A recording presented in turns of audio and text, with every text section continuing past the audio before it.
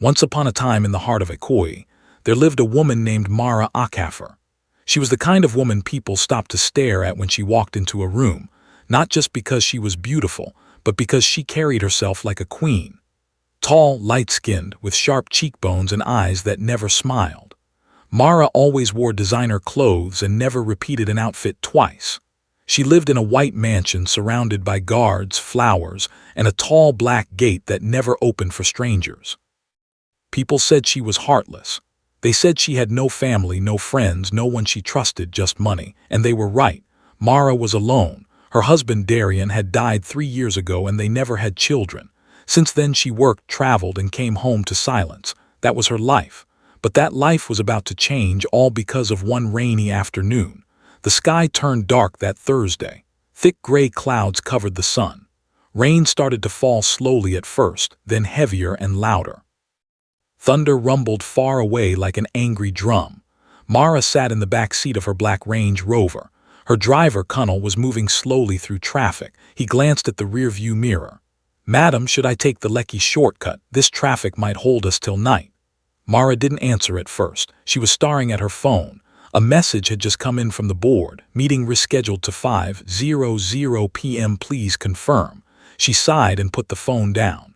"Go through Azumba. I don't care if it takes 2 hours." "Yes, Ma," Connell said, turning the wheel as rain splashed hard against the windshield. On the sidewalks, people ran for shade. Cars honked. Street vendors shouted. Everyone looked like they were trying to escape something. Then the car stopped. A blinking red light ahead, wipers moving back and forth. Connell was about to comment when Mara raised her hand. "What's that?" she asked, squinting through the window. Connell looked too. "What's what, Ma?" "There, near that pole." "That boy."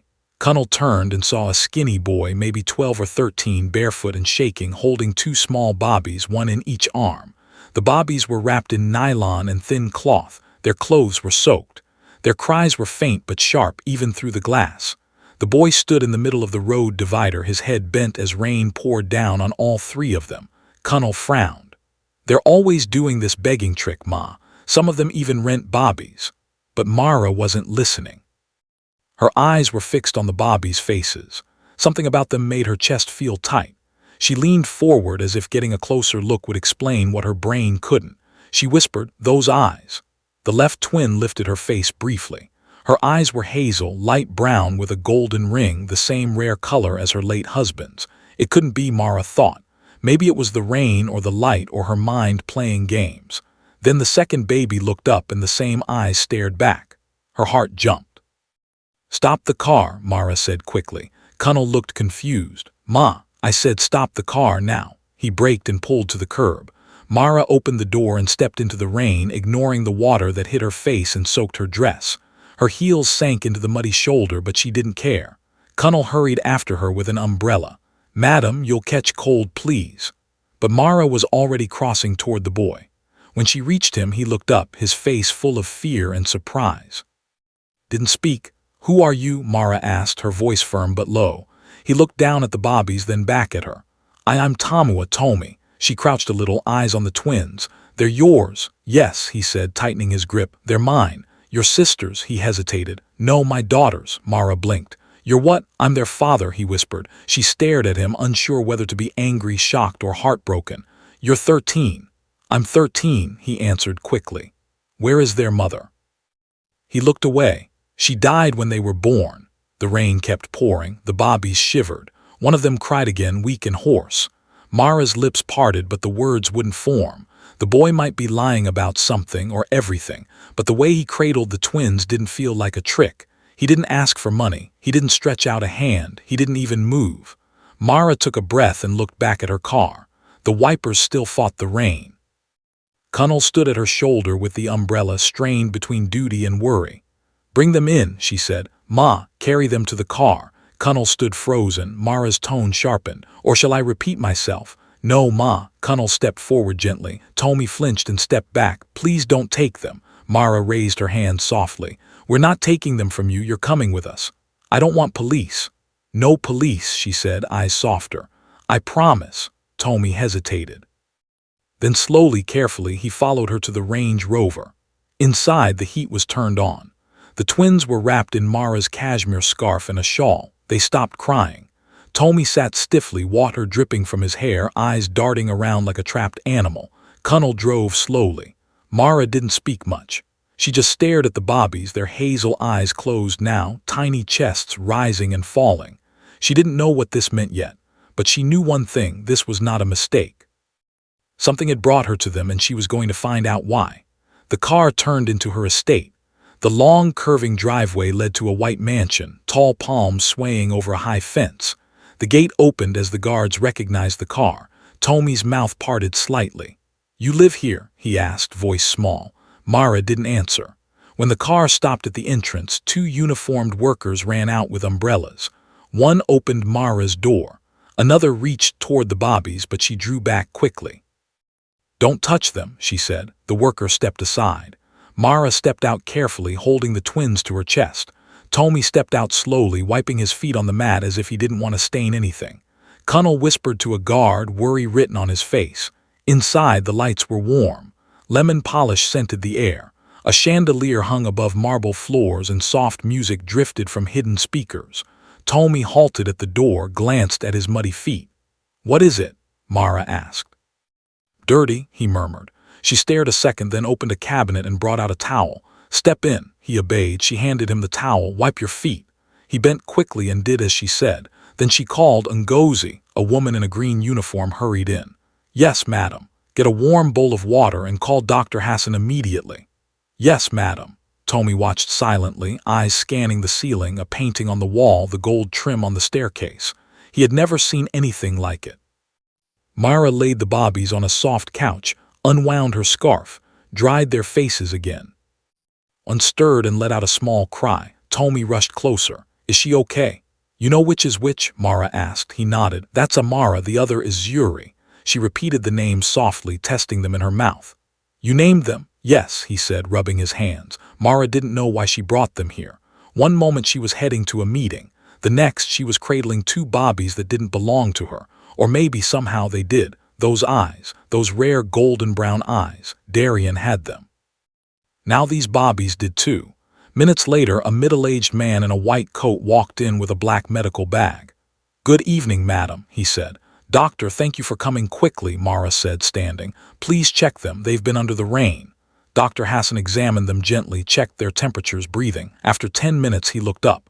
"They're cold, dehydrated, and very weak. They need warmth, fluids, and milk." "Are they safe?" "Stable for now, but they'll need close care." "Do what you need," Mara said. As the doctor set tiny drips and instructed Ngozi on warming blankets, Mara turned to Tommy. "Have they been eating?" He nodded. "I try to feed them every day, but it's hard." "What do you give them?" "Sometimes pap, sometimes soaked bread. If I get money, I buy milk. Most days I don't get anything." "Where do you live?" Tommy lowered his head.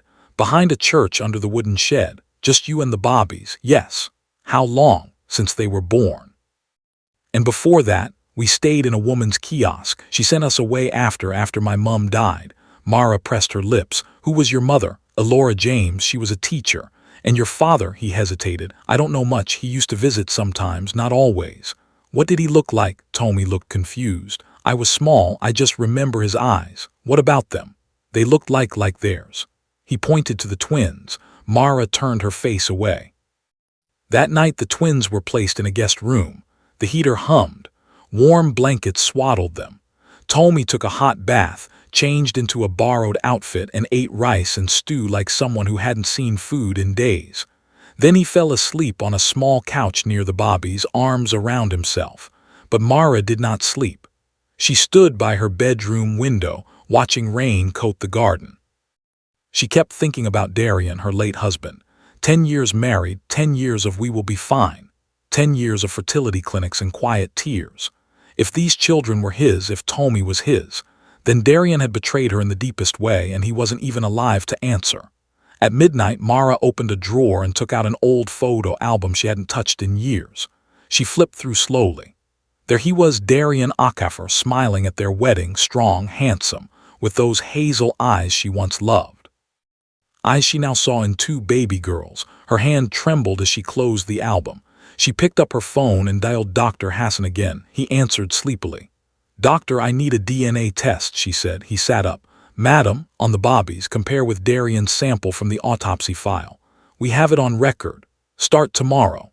Yes, madam, are you okay? She ended the call and stood in the dark. She had taken the first step. The truth was coming. Morning eased in, gray and quiet. The house held a tense calm. Mara sat at the dining table, untouched toast before her. She was waiting for the doctor to collect samples. She hadn't told Tommy. She needed proof before she allowed her heart to feel anything. But the truth was, her heart had already started to feel, and that scared her. Footsteps sounded. Tommy entered, holding a baby in each arm. The twins looked better, clean, warm, quiet. "Good morning, Ma," he said. She nodded. "Sit." Sat far down the table, didn't reach for the food. "Eat," she said gently. "There's more in the kitchen." He glanced at her, then obeyed slowly, carefully, as if learning not to rush. He set the bobbies in a blanket at his feet, fed one a few drops of water from a spoon. "Are they always this calm?" Mara asked. He nodded. "If I feed them and hold them close, they don't cry. You said their names are Amara and Zuri." "Yes, Ma." "How old?" 7 months. "And you're 13. He nodded. Mara leaned in. "You're too young to be their father." He said nothing. "Tommy, tell me the truth. Did your mother have them before she died?" He blinked quickly. "Yes." "So you're their brother, not their father." He looked down. "Yes." "Why did you lie?" Silence. "Then people don't help if you say you're just a brother. When I say I'm their father, they listen." Mara exhaled. "I don't like lies. I'm sorry." An hour later, Dr. Hassan arrived with a small case, took cheek swabs, labeled them, and promised results in 2 days, maybe less. "You're doing the right thing, madam," he said. Mara stood by the crib when they left. The twins gazed at the ceiling with big, curious eyes, those same eyes again. "Who are you?" she whispered. That evening, Mara unlocked Darian's old study, the one room she hadn't touched. Dust and quiet clung to everything. She opened drawers, old statements, pens, a half-finished crossword. Then a small wooden box. Inside were letters, love letters, not from her. She opened one. "Darian, thank you for coming last weekend. Tommy was so happy. I know your life is complicated. I don't expect anything. Love, Elora." Mara's chest tightened. Another letter. "Tommy asks about you every day. Please tell your wife the truth. It's time." Mara's hands shook. She left the room without crying, just moving like the floor might collapse if she stopped. The next morning, Tommy sat on the rug with the twins, shaking a scarf like a toy. They laughed light and bright. Mara paused at the stairs. She hadn't heard baby laughter in her house before. "They're better today," Tommy said. "No fever, they slept well." "Good," she answered. "Are you going to send us away?" he asked Tiny.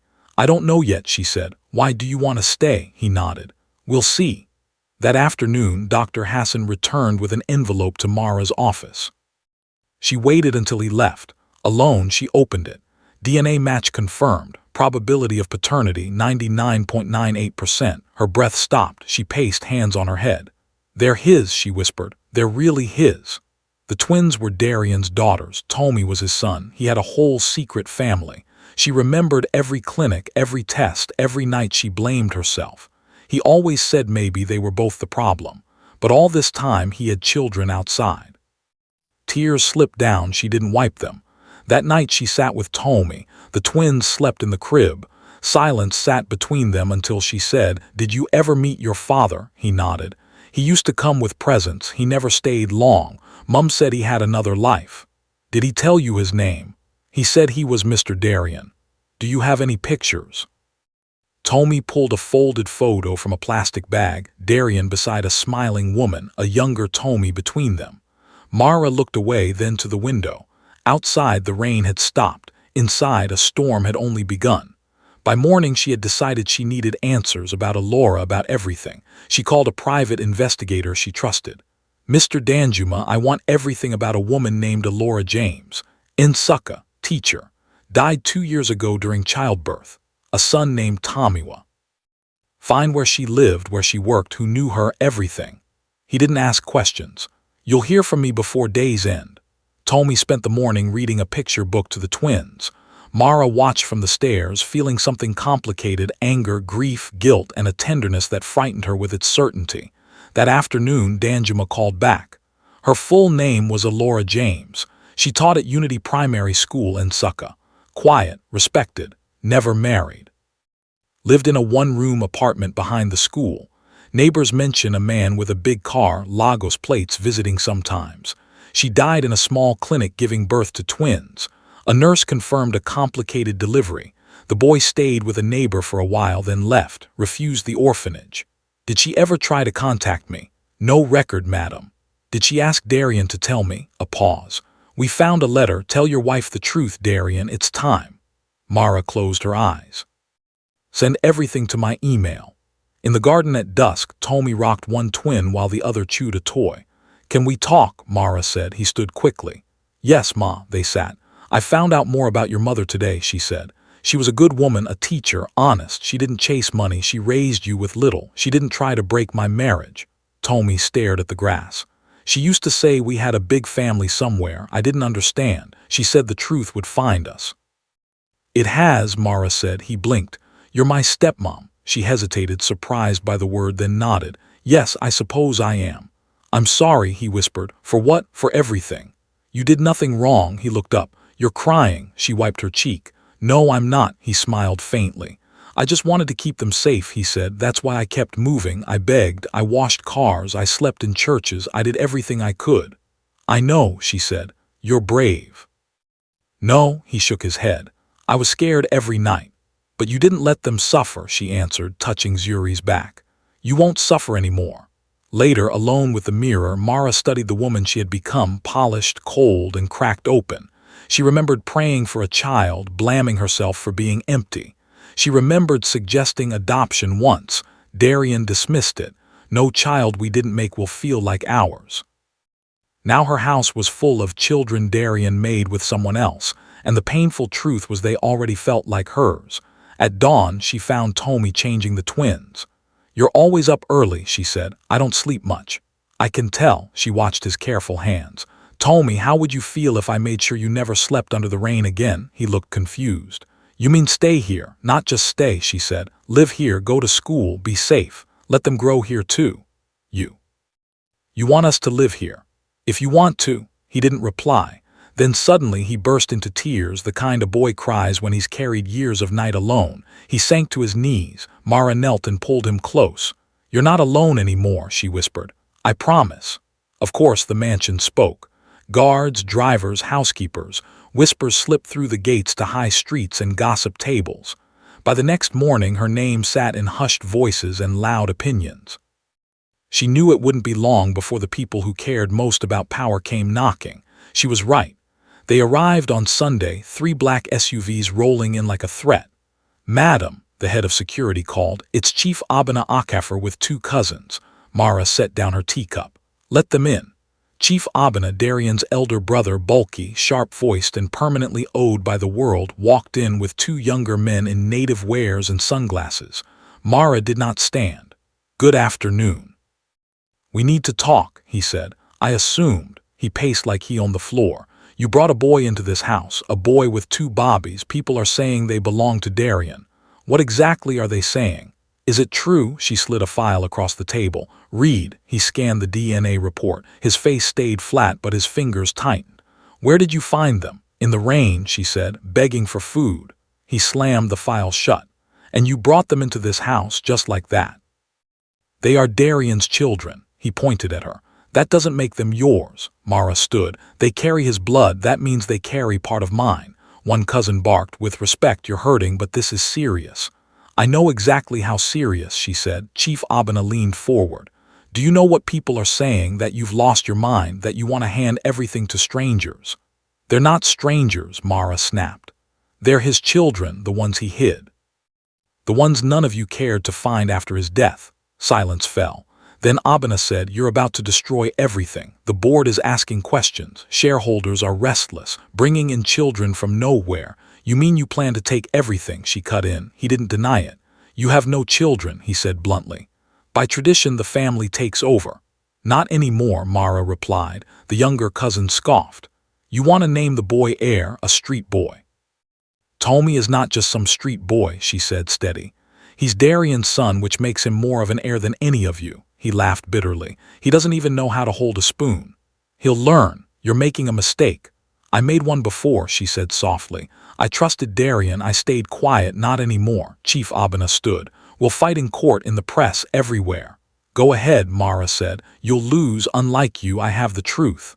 You'll regret this, he warned. She lifted her chin. No, you'll regret underestimating me.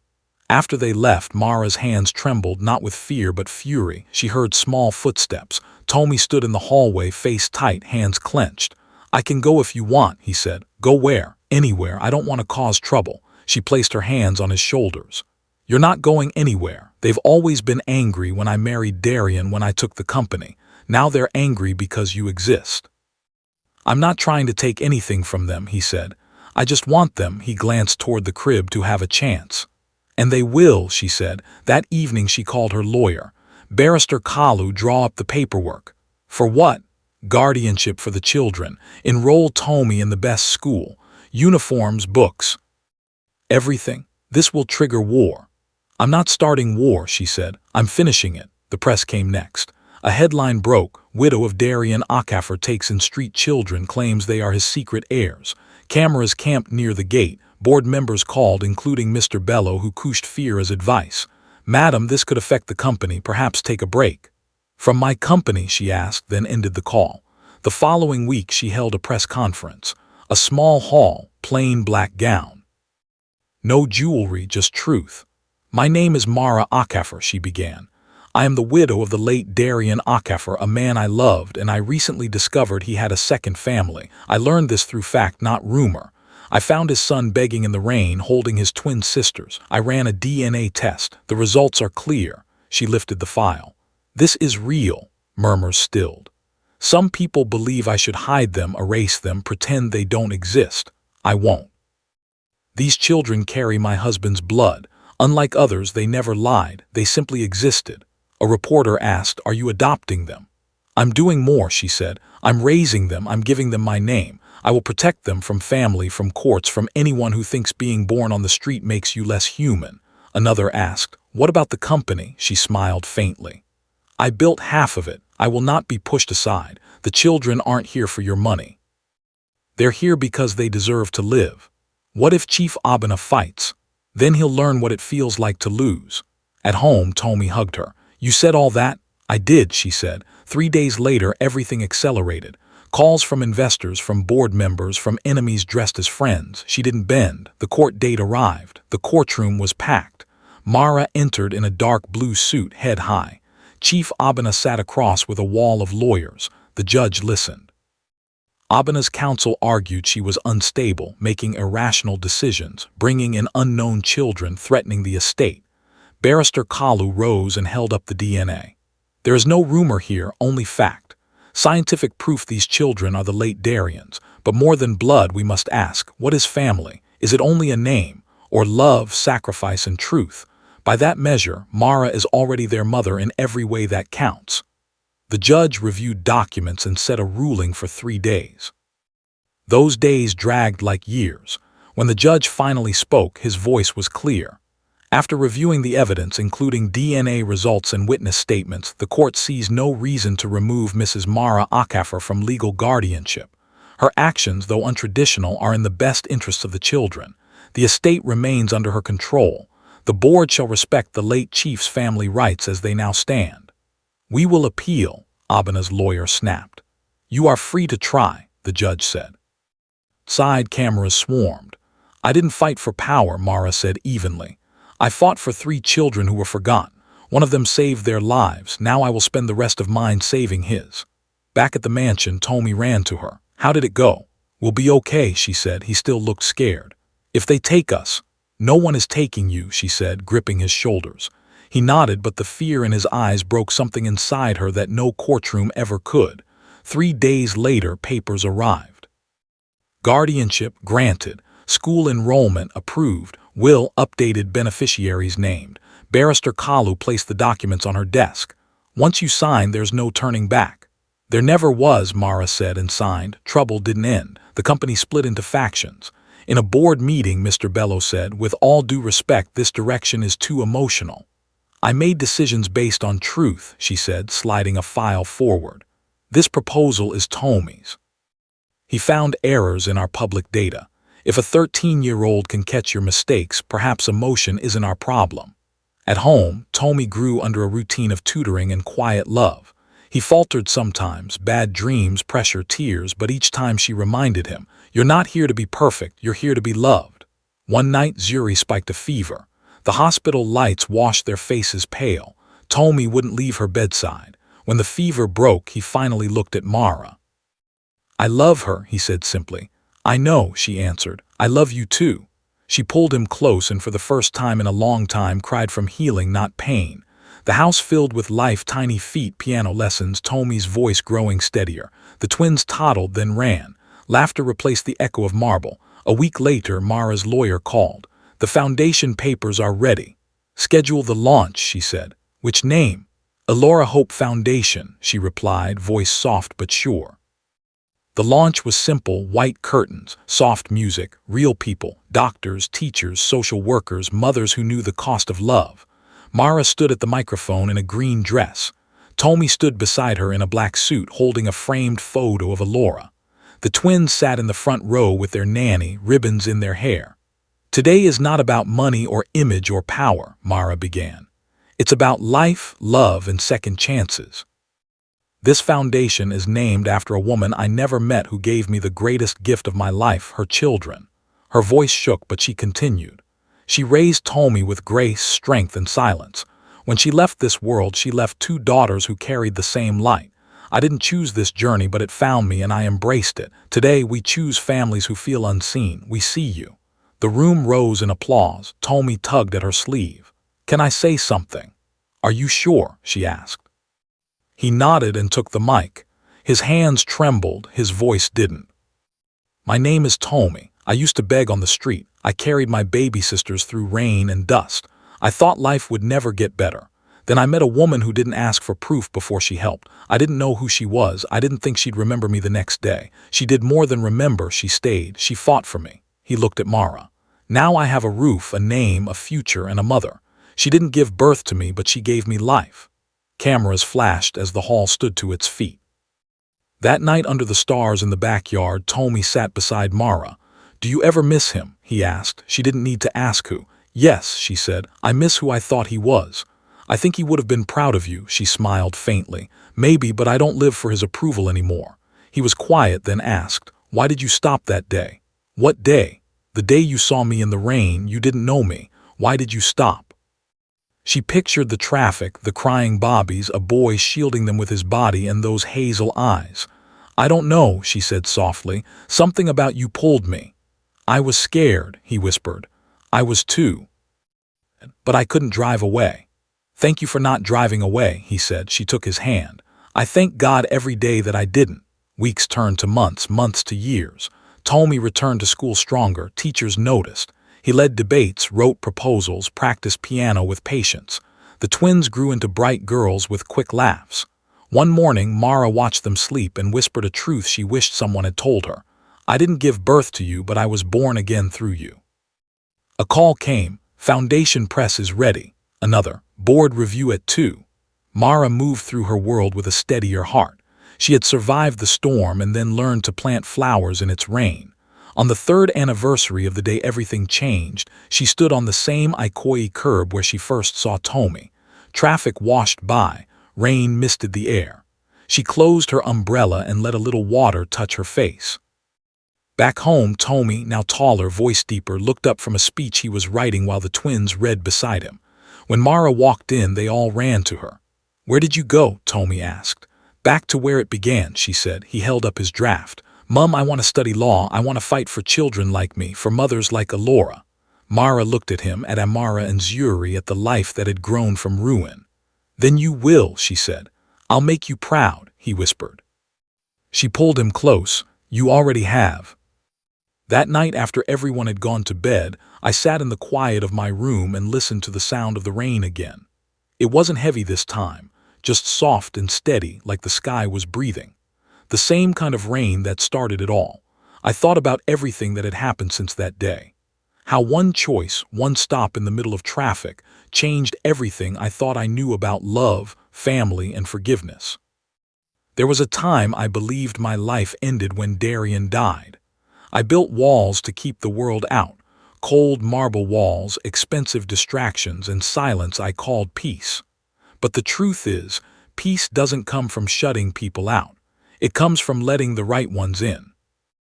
I lost a husband, yes, but I found something greater. I found purpose. I found courage. And I found a boy who reminded me what strength really looks like. Not the kind that wears suits or drives black cars, but the kind that walks barefoot in the rain, carrying two crying bobbies and still refuses to give up. Tamua taught me that love isn't about blood or perfection. It's about choice. Every day I choose to love him. Every day I choose to protect those girls. Every day I choose to forgive Darian, not because he deserved it, but because I deserve peace. People still whisper when they see me at events.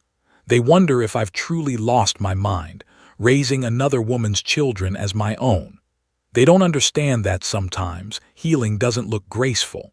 Sometimes it looks like starting over, covered in scars and still deciding to smile. Years passed quietly. Tommy grew taller than me. He finished school, graduated with honors, and stood on that same stage where I once gave my first speech. Only this time I was the one in the front row, crying proud tears. He studied law, just like he said he would. And when he gave his first case defending a single mother who'd been abandoned by her employer, I saw the fire in his eyes, the same fire that once fought the rain. Amara and Zuri turned 10 last month. They fill the house with laughter, drawings, and 1,000 questions I don't always have answers to. And sometimes, when they smile, I still see Darian in their faces. It used to hurt. Now it just reminds me that even from broken things, beauty can grow. The Alora Hope Foundation expanded. We opened shelters, schools, and women's support centers across Lagos. Each time a child finds a home or a mother finds strength, I remember Alora. I never met her, but through her children she taught me the meaning of grace. One evening I found Tommy on the balcony watching the city lights. He was quiet, thoughtful, holding a file. "What's that?" I asked. He smiled. "Our next project. A scholarship for children who have lost parents. I want to call it the Mara Trust." My throat tightened. "Why my name?" "Because you taught me that love doesn't end with loss," he said. "It begins there." The rain began again, tapping gently against the glass. I looked out over the city that once swallowed me whole and realized it no longer scared me. I had built something out of the wreckage, not a perfect life, but a meaningful one. And that's what I want anyone listening to this story to remember. Sometimes, the worst things that happen to us aren't endings. They're invitations to become someone stronger, softer, and more real than we ever were before. So if you ever find yourself standing in the rain, feeling like everything is falling apart, remember this. Sometimes, the storm isn't there to drown you. It's there to wash away everything that was never meant to stay. Because when the rain stops and you're still standing, that's when you finally see what was waiting for you all along. Love, peace, and the truth.